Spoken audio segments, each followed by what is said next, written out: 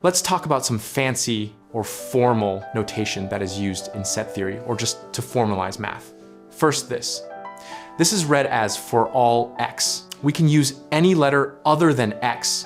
For example, this is for all a.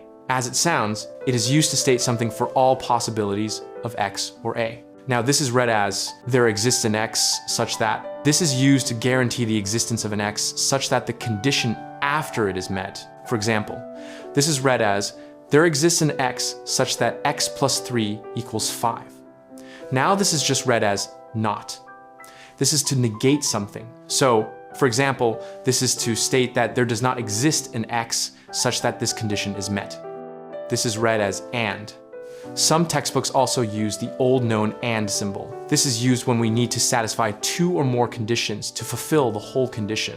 For example, this statement, there exists an x such that x squared equals 9 and x plus 5 equals 2. For the first equation, x can either be 3 or negative 3.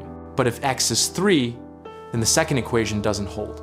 So x must be negative 3.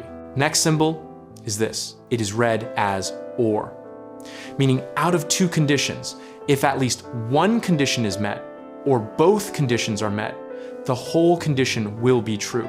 For example, this statement, for all x, there exists an x such that x plus 1 equals 2 or x 1 equals 2. So x is either 1 or 3. This statement is true for both cases. The next symbol that is widely used in algebra is implies.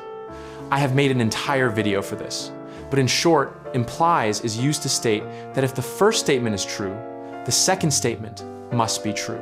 The last symbol in the list is this. This is read as if and only if. This is used to state that one statement is true if the next statement is true, and only if the next statement is true. So no other possibility. For example, x plus 1 equals 3 if and only if x equals 2. Last, you need to understand that we use these symbols only to shorten our writing text. If you want, you can write in plain English or in our language.